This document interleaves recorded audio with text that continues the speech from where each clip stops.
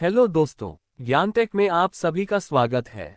आज हम मुंशी प्रेमचंद जी द्वारा लिखी एक बहुत ही प्रसिद्ध कहानी आखिरी तोहफा को पढ़ेंगे। तो चलिए वीडियो को शुरू करते हैं। हिंदी कहानी आखिरी तोहफा, मुंशी प्रेमचंद। एक सारे शहर में सिर्फ एक ऐसी दुकान थी जहां विलायती रेशमी साड़ी मिल सकती थी, और सभी दुकानदारों ने विलायती कपड़े पर कांग्रेस की मुहर लगवाई थी। मगर अमरनाथ की प्रेमिका की फरमाइश थी, उसको पूरा करना जरूरी था। वह कई दिन तक शहर की दुकानों का चक्कर लगाते रहे, दुगुना दाम देने पर तैयार थे, लेकिन कहीं सफल मनोरथ न हुए और उसके तकाजे बराबर बढ़ते जाते थे। होली आ रही थी। आखिर वह होली के दिन कौन सी साड़ी पहनेगी? उसके सामने अपनी मजबूरी को जाहिर करना अमरनाथ के पुरुषोचित अभिमान के लिए कठिन था। उसके इशारे से वह आसमान के तारे तोड़ लाने के लिए भी तत्पर हो जाते। आखिर जब कहीं मकसद पूरा न हुआ तो उन्होंने उसी खास दुकान पर जाने का इरादा कर लिया। उन्हें यह मालूम था कि दुकान पर धरना दिया जा रहा है। सुबह से शाम तक स्वयंसेवक तैनात रहते हैं और तमाशाइयों की भी हरदम खासी भीड़ रहती है। इसलिए उस दुकान में जाने के लिए एक विशेष प्रकार के नैतिक साहस की जरूरत थी, और यह साहस अमरनाथ में जरूरत से कम था। पढ़े लिखे आदमी थे, राष्ट्रीय भावनाओं से भी अपरिचित न थे, यथाशक्ति स्वदेशी चीजें ही इस्तेमाल करते थे। मगर इस मामले में बहुत कट्टर न थे। स्वदेशी मिल जाए तो बेहतर वरना विदेशी ही सही, इस उसूल के मानने वाले थे। और खासकर जब उसकी फरमाइश थी तब तो कोई बचाव की सूरत ही न थी। अपनी जरूरतों को तो वह शायद कुछ दिनों के लिए टाल भी देते, मगर उसकी फरमाइश तो मौत की तरह अटल है। उससे मुक्ति कहाँ? तय कर लिया कि आज साड़ी जरूर लाएंगे। कोई क्यों रोके? किसी को रोकने का क्या अधिकार है? माना स्वदेशी का इस्तेमाल अच्छी बात है, लेकिन किसी को जबरदस्ती करने का क्या हक है? अच्छी आज़ादी की लड़ाई है जिसमें व्यक्ति की आज़ादी का इतना बेदर्दी से खून हो। यो दिल को मजबूत करके वह शाम को दुकान पर पहुंचे। देखा तो 5 वॉलंटियर पिकेटिंग कर रहे हैं और दुकान के सामने सड़क पर हजारों तमाशाई खड़े हैं। सोचने लगे, दुकान में कैसे जाएं? कई बार कलेजा मजबूत किया और चले, मगर बरामदे तक जाते जाते हिम्मत ने जवाब दे दिया। संयोग से एक जान पहचान के पंडित जी मिल गए। उनसे पूछा, क्यों भाई, ये धरना कब तक रहेगा? शाम तो हो गई। पंडित जी ने कहा, इन सिरफिरों को सुबह और शाम से क्या मतलब? जब तक दुकान बंद न हो जाएगी यहां से न टलेंगे। कहिए, कुछ खरीदने को इरादा है? आप तो रेशमी कपड़ा नहीं खरीदते। अमरनाथ ने विवशता की मुद्रा बनाकर कहा, मैं तो नहीं खरीदता, मगर औरतों की फरमाइश को कैसे टालूं? पंडित जी ने मुस्कराकर कहा, वाह, इससे ज्यादा आसान तो कोई बात नहीं। औरतों को भी चकमा नहीं दे सकते। 100 हीले 1000 बहाने हैं। अमरनाथ, आप ही कोई हीला सोचिए। पंडित जी, सोचना क्या है, यहाँ रात दिन यही किया करते हैं। 150 हीले हमेशा जेबों में पड़े रहते हैं। औरत ने कहा, हार बनवा दो। कहा, आज ही लो। 2-4 रोज के बाद कहा, सुनार माल लेकर चंपत हो गया। ये तो रोज का धंधा है भाई। औरतों का काम फरमाइश करना है, मर्दों का काम उसे खूबसूरती से टालना है। अमरनाथ, आप तो इस कला के पंडित मालूम होते हैं। पंडित जी, क्या करे भाई, आबरू तो बचानी ही पड़ती है। सूखा जवाब दे तो शर्मिंदगी अलग हो, बिगड़े वह अगल से, समझे, हमारी परवाह ही नहीं करते। आबरू का मामला है। आप एक काम कीजिए, ये तो आपने कहा ही होगा कि आजकल पिकेटिंग है। अमरनाथ, हाँ, ये तो बहाना कर चुका भाई, मगर वह सुनती ही नहीं। कहती है, क्या विलायती कपड़े दुनिया से उठ गए, मुझसे चले हो उड़ने? पंडित जी, तो मालूम होता है कोई धुन की पक्की औरत है। अच्छा, तो मैं एक तरकीब बताऊं। एक खाली काठ का बक्स ले लो, उसमें पुराने कपड़े जलाकर भर लो। जाकर कह देना, मैं कपड़े लिए आता था, वॉलंटियरों ने छीनकर जला दिए। क्यों, कैसी रहेगी? अमरनाथ, कुछ जंचती नहीं।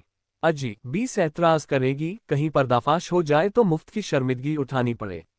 पंडित जी, तो मालूम हो गया, आप बोधे आदमी हैं और हैं भी आप कुछ ऐसे ही।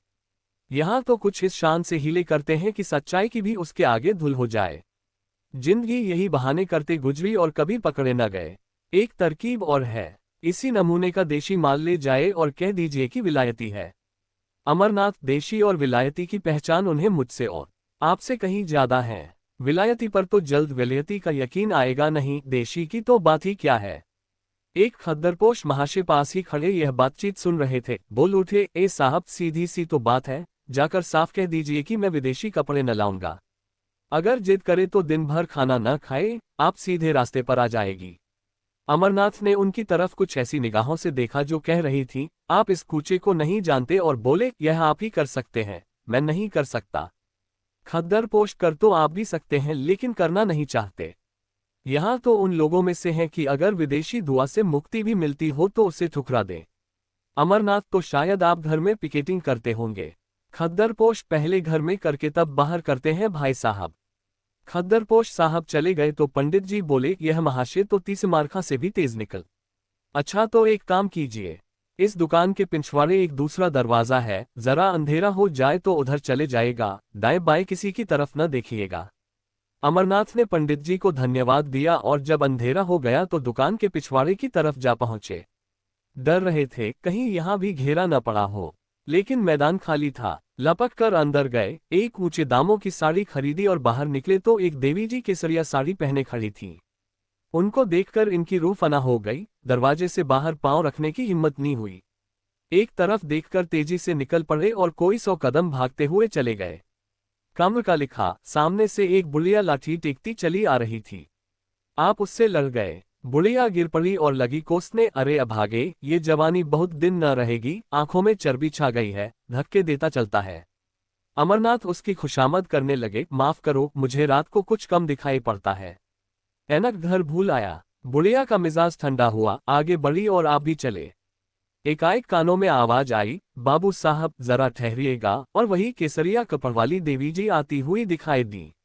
अमरनाथ के पांव बंध गए। इस तरह कलेजा मजबूत करके खड़े हो गए जैसे कोई स्कूली लड़का मास्टर की बेत के सामने खड़ा होता है। देवी जी ने पास आकर कहा, आप तो ऐसे भागे कि मैं जैसे आपको काट खाऊंगी। आप जब पढ़े लिखे आदमी होकर अपना धर्म नहीं समझते तो दुख होता है। देश की क्या हालत है, लोगों को खद्दर नहीं मिलता, आप रेशमी साड़ियां खरीद रहे हैं।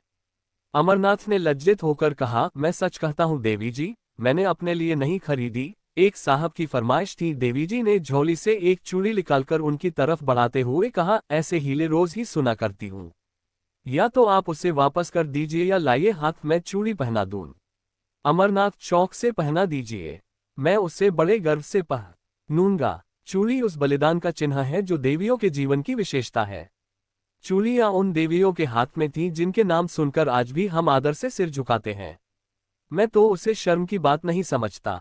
आप अगर और कोई चीज पहनाना चाहें तो वह भी शौक से पहना दीजिए। नारी पूजा की वस्तु है, उपेक्षा की नहीं। अगर स्त्री जो कौम को पैदा करती है चूड़ी पहनना अपने लिए गौरव की बात समझती है तो मर्दों के लिए चूड़ी पहनाना क्यों शर्म की बात हो। देवी जी को उनकी इस निर्लजता पर आश्चर्य हुआ, मगर वह इतनी आसानी से अमरनाथ को छोड़ने वाली न थी। बोली, आप बातों के शेर मालूम होते हैं। अगर आप हृदय से स्त्री को पूजा की वस्तु मानते हैं तो मेरी यह विनती क्यों नहीं मान जाते। अमरनाथ, इसलिए कि यह साड़ी भी एक स्त्री की फरमाइश है। देवी, अच्छा चलिए, मैं आपके साथ चलूंगी, जरा देखूं आपकी देवी जी किस स्वभाव की स्त्री हैं। अमरनाथ का दिल बैठ गया। बेचारा अभी तक बिना ब्याह था, इसलिए नहीं कि उसकी शादी न होती थी, बल्कि इसलिए कि शादी को वह एक आजीवन कारावास समझता था। मगर वह आदमी रसिक स्वभाव के थे, शादी से अलग रहकर भी शादी के मजों से अपरिचित न थे। किसी ऐसे प्राणी की जरूरत उनके लिए अनिवार्य थी जिस पर वह अपने प्रेम को समर्पित कर सकें, जिसकी तरावट से वह अपनी रूखी सूखी जिंदगी को तरोताजा कर सकें, जिसके प्रेम की छाया में वह जरा देर के लिए ठंडक पा सकें, जिसके दिल में वह अपनी उमड़ी हुई जवानी की भावनाओं को बिखेरकर उनका उगना देख सकें। उनकी नजर ने मालती को चुना था जिसकी शहर में घूम थी। इधर 1.5-2 साल से वह इसी खलिहान के दाने चुना करते थे। देवी जी के आग्रह ने उन्हें थोड़ी देर के लिए उलझन में डाल दिया था। ऐसी शर्मिंदगी उन्हें जिंदगी में कभी न हुई थी। बोले, आज तो वह एक न्योते में गई हैं, घर में न होंगी। देवी जी ने अविश्वास से हंसकर कहा, तो मैं समझ यह आपकी देवी जी का कसूर नहीं, आपका कसूर है। अमरनाथ ने लज्जित होकर कहा, मैं आपसे सच कहता हूं, आज वह घर पर नहीं।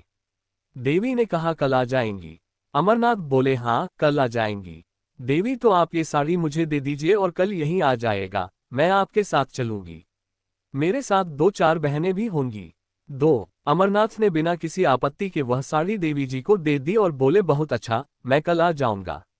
मगर क्या आपको मुझ पर विश्वास नहीं है जो साड़ी की जमानत जरूरी है। देवी जी ने मुस्कुराकर कहा, सच्ची बात तो यही है कि मुझे आप पर विश्वास नहीं। अमरनाथ ने स्वाभिमानपूर्वक कहा, अच्छी बात है, आप इसे ले जाएं। देवी ने क्षण भर बाद कहा, शायद आपको बुरा लग रहा हो कि कहीं साड़ी गुम न हो जाए। इसे आप लेते जाए, मगर कल आइए जरूर। अमरनाथ स्वाभिमान के मारे बगैर कुछ कहे घर की तरफ चल दिए। देवी जी लेते जाए करती रह गईं। अमरनाथ घर न जाकर एक खद्दर की दुकान पर गए और 2 सूटों का खद्दर खरीदा। फिर अपने दर्जी के पास ले जाकर बोले, खलीफा इसे रातों रात तैयार कर दो, मोहनमागी सिलाई दूंगा। दर्जी ने कहा, बाबू साहब आजकल तो होली की भीड़ है, होली से पहले तैयार न हो सकेंगे। अमरनाथ ने आग्रह करते हुए कहा, मैं मुंहमांगी सिलाई दूंगा मगर कल दोपहर तक मिल जाए। मुझे कल एक जगह जाना है, अगर दोपहर तक न मिले तो फिर मेरे किस काम के न होंगे। दर्जी ने आधी सिलाई पेशगी ले ली और कल तैयार कर देने का वादा किया। अमरनाथ यहां से आश्वस्त होकर मालती की तरफ चले। कदम आगे बढ़ते थे लेकिन दिल पीछे रहा जाता था। काश वह उनकी इतनी विनती स्वीकार कर ले कि कल 2 घंटे के लिए उनके वीरान घर को रोशन करे। लेकिन यकीनन वह उन्हें खाली हाथ देखकर मुंह फेर लेगी, सीधे मुंह बात नहीं करेगी, आने का जिक्र ही क्या। एक ही बेमुरौवत है तो कल आकर देवी जी से अपनी सारी शर्मनाक कहानी बयान कर दूं। उस भोले चेहरे की निस्वार्थ उन्मग उनके दिल में एक हलचल पैदा कर रही थी। उन आंखों में कितनी गंभीरता थी, कितनी सच्ची सहानुभूति, कितनी पवित्रता। उसके सीधे सादे शब्दों में कर्म की ऐसी प्रेरणा थी कि अमरनाथ का अपने इंद्रिय परायण जीवन पर शर्मा रही थी। अब तक कांच के टुकड़े को हीरा समझकर सीने से लगाए हुए थे, आज उन्हें मालूम हुआ हीरा किसे कहते हैं। उसके सामने वह टुकड़ा तुच्छ मालूम हो रहा था। मालती की वह जादू भरी चितवन, उसकी वह मीठी अदाएं, उसकी शोखियां और नखरे सब जैसे मुलम्मा उड़ जाने के बाद अपनी असली सूरत में नजर आ रहे थे और अमरनाथ के दिल में नफरत पैदा कर रहे थे। वह मालती की तरफ जा रहे थे, उसके दर्शन के लिए नहीं बल्कि उसके हाथों से अपना दिल छीन लेने के लिए। प्रेम का भिखारी आज अपने भीतर एक विचित्र अनिच्छा का अनुभव कर रहा था। उसे आश्चर्य हो रहा था कि अब तक वह क्यों इतना बेखबर था। वह तिलिस्म जो मालती ने वर्षों के नाज नखरे हाव भाव से बांधा था, आज किसी छू मंतर से तार तार हो गया था। मालती ने उन्हें खाली हाथ देखकर त्योरियां चढ़ाते हुए कहा, साड़ी लाए या नहीं। अमरनाथ ने उदासीनता के ढंग से जवाब दिया, नहीं। मालती ने आश्चर्य से उनकी तरफ देखा, नहीं। वह उनके मुंह से यह शब्द सुनने की आदी न थी। यहाँ उसने संपूर्ण समर्पण पाया था। उसका इशारा अमरनाथ के लिए भाग्य लिपि के समान था। बोली, क्यों अमरनाथ, क्यों नहीं लाए। मालती, बाजार में मिली ना होगी। तुम्हें क्यों मिलने लगी और मेरे लिए। अमरनाथ, नहीं साहब, मिली मगर लाया नहीं। मालती, आखिर कोई वजह।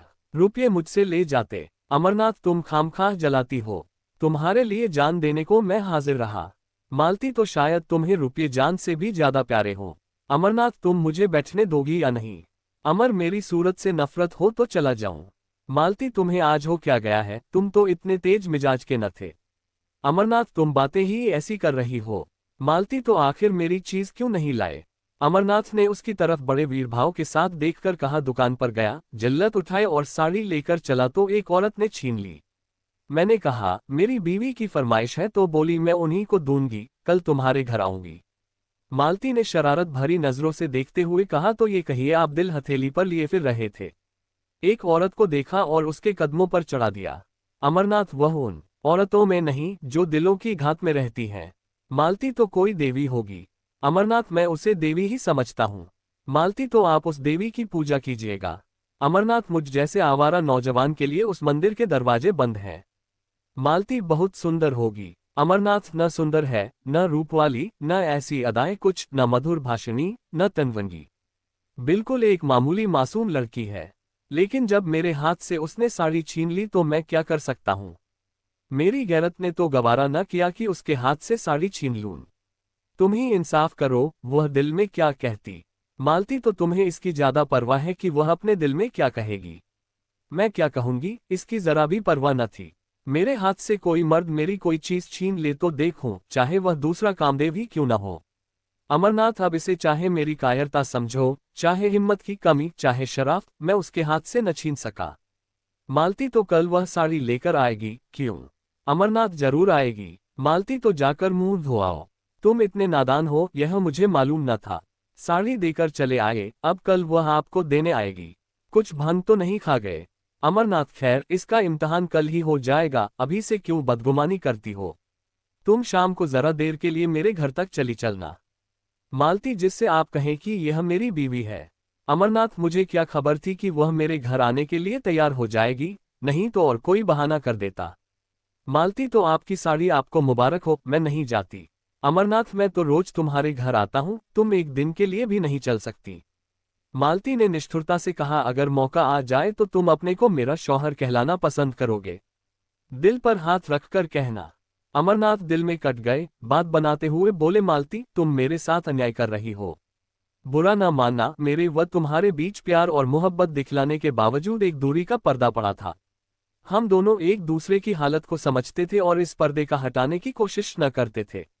ये पर्दा हमारे संबंधों की अनिवार्य शर्त था। हमारे बीच एक व्यापारिक समझौता सा हो गया। हम दोनों उसकी गहराई में जाते हुए डरते थे। नहीं, बल्कि मैं डरता था और तुम जानबूझकर न जाना चाहती थी।